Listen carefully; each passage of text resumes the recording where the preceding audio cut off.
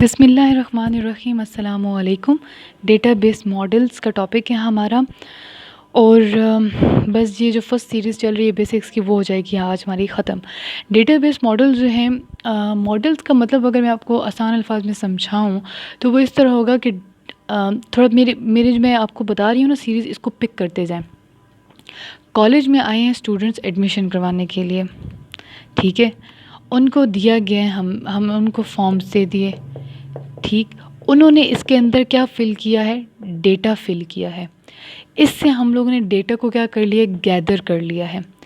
फिर फर्दर हम लोगों ने इस पे डेटा मैनिपुलेशन की 4-5 टेक्निक्स अप्लाई करके इसको अपने लिए यूज़फुल बना लिया। हमें पता चल गया कि हमारे पास फर्स्ट ईयर की कितनी स्ट्रेंथ आई है, सेकेंड ईयर की कितनी स्ट्रेंथ आई है, या हमारे पास बॉयज़ कितने आए हैं, गर्ल्स कितने आए हैं। तो ये हमारे लिए फ़ायदा हो गया। अब अगली बात अच्छी कि उसको हम लोगों ने कंप्यूटर में डाल दिया, वो डेटाबेस मैनेजमेंट सिस्टम भी बन गया। उसको हम कभी भी किसी भी टाइम किसी स्टूडेंट का फ़ोन नंबर हमें चाहिए, उसका कोई अता पता, उसका कोई ग्रेड चाहिए, उसका एड्रेस चाहिए, वो हर टाइम हमारे फिंगर टिप्स पे, क्योंकि डेटाबेस मैनेजमेंट सिस्टम हमें अवेलेबिलिटी प्रोवाइड करता है। ऑब्जेक्टिव है डेटाबेस मैनेजमेंट सिस्टम का कि वो डेटा को हमारे लिए अवेलेबल रखता है, ठीक है। ये पूरी मैंने समरी कर दिया आपके सामने इस चीज़ की। अब देखें, अगर हमने इसको एक मॉडल की शक्ल में देना है, जिस तरह, अब ज़रा बात समझने की कोशिश करनी है आपने। जिस तरह मैं आपको एक ग्राफ की शक्ल बताती हूँ कि 2019 के अंदर 18 से 2018, 2019, 2020 3 साल है। 3 साल में जब हम एडमिशन की रेशो देखेंगे, ऐसे 18 में इतने आए थे, 19 में ज़्यादा आए थे और 20 में कम आए हैं। तो जब हम लोग ये चीज़ करते हैं ना, हमने उसकी ग्राफिकल रिप्रेजेंटेशन कर दी है और उससे हम लोग ये शो करें कि कब कितने एडमिशन्स हुए थे और कैसा हुआ था, वो एक चीज़ शो कर देंगे।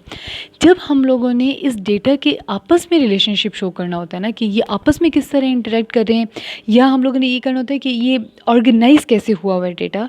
तो जब इस चीज़ पे होता है तो हमारे पास कुछ सेट ऑफ रूल्स होते हैं, कुछ स्टैंडर्ड्स होते हैं, जिन पे हम लोग डेटा के मॉडल्स बनाते हैं। उन डेटा बेस के जो मॉडल्स होते हैं टोटल हमारे पास 3 होते हैं, ठीक है।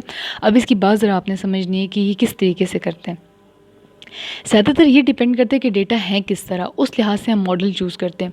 जिस तरह आपके पास अगर कोई आए और वो आपसे आगे ये कहे कि भाई मैंने अपनी जद्दी पुश्ती जितने भी मेरे बाप दादा परदादा परदादा जितने भी हैं, उनके पूरे एक मैंने हायरार्की बनानी है कि जिस तरह ये मेरे परदादा हैं, ये मेरे दादा परदादा हैं, ये मेरे परदादा हैं, मेरे परदादा हैं, ये मेरे दादा हैं, ये मेरे अब्बू जी हैं, और ये हम सब बहन भाई हैं। तो इसकी आप हमें बना के दें तो इसके अंदर फैक्ट सी बात है कि हायरार्किकल मॉडल ही आएगा, ठीक है।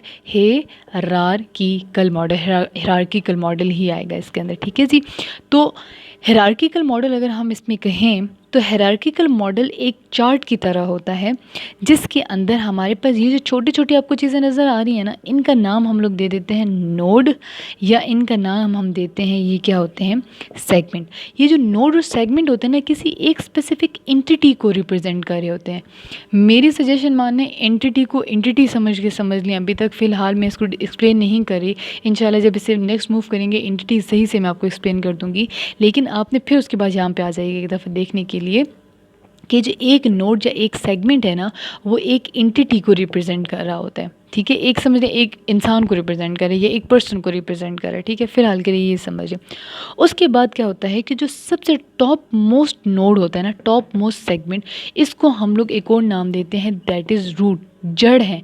उस जड़ से ही आगे चीज़ बनती जा रही है। कोई भी चीज़ हो सकती है। अभी तो ये एग्जांपल दिए, 100 और एग्जांपल्स हो सकती हैं। वो चीज़ जो जनरेट होती जा रही है उसको हम लोग क्या कहते हैं कि ये क्या है, हमारे पास रूट है, ठीक है।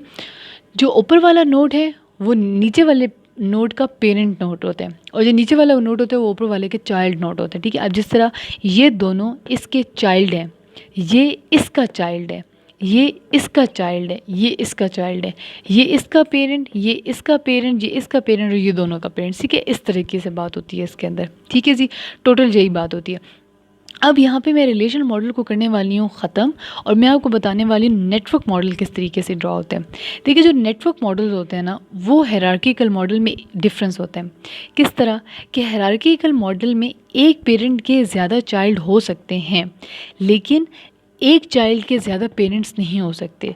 लेकिन नेटवर्क मॉडल के अंदर ये शर्त जो है वो ख़त्म कर दी है। ये कहते हैं कि दो अगर हों पेरेंट नोड तो उनका एक चाइल्ड मुमकिन है, ये मुमकिन है, लेकिन हायरार्किकल इस तरह होता है, एक या आगे से दो हो सकते हैं, ठीक है। ये नेटवर्क के अंदर नहीं हो सकता और ये हायरार्किकल नेटवर्क है।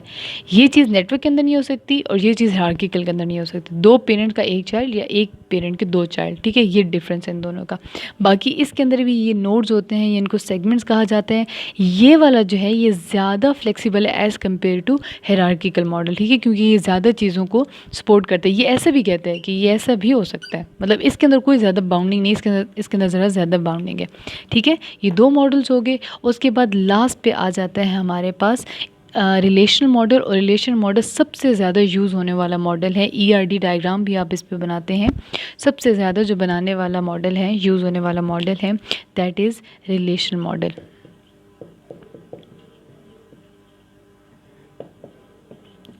ठीक है जी।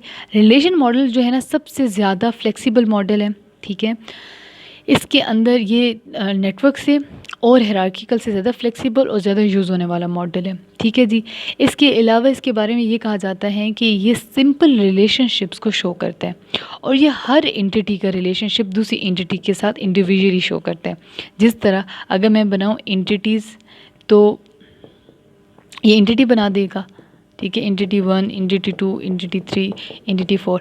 ये नहीं देखता कि एक पेरेंट, दो पेरेंट, वो उस तरह की चक्कर करता ही नहीं है। अगर इसका इसके साथ रिलेशन है डायरेक्ट मिला दिया, इसके साथ है इसको मिला दिया, इसके साथ मिला दिया, जिसके साथ जैसा रिलेशन है उसको वैसे उसके साथ मिला देता है, ठीक है। ऐसा ज़रूरी नहीं होता कि सब एक दूसरे के साथ ज्वाइन हो, लेकिन जिसके साथ जैसा रिलेशनशिप होता है उसको उसके कर देता है। और ये बहुत अच्छा एंटिटीज़ के आपस के जो रिलेशनशिप है ये शो करता है as compared to network, as compared to hierarchical. सबसे अच्छा जो मॉडल है दैट इज़ रिलेशन मॉडल। ये बिल्कुल बेसिक्स हैं, ये आप समझ लें। इसके बाद जब मूव करेंगे ERD की तरफ या उनके कॉन्सेप्ट्स की तरफ, तब हम लोग फिर एडवांस स्टडी भी कर लेंगे, ठीक है जी। अल्लाह हाफ़िज़।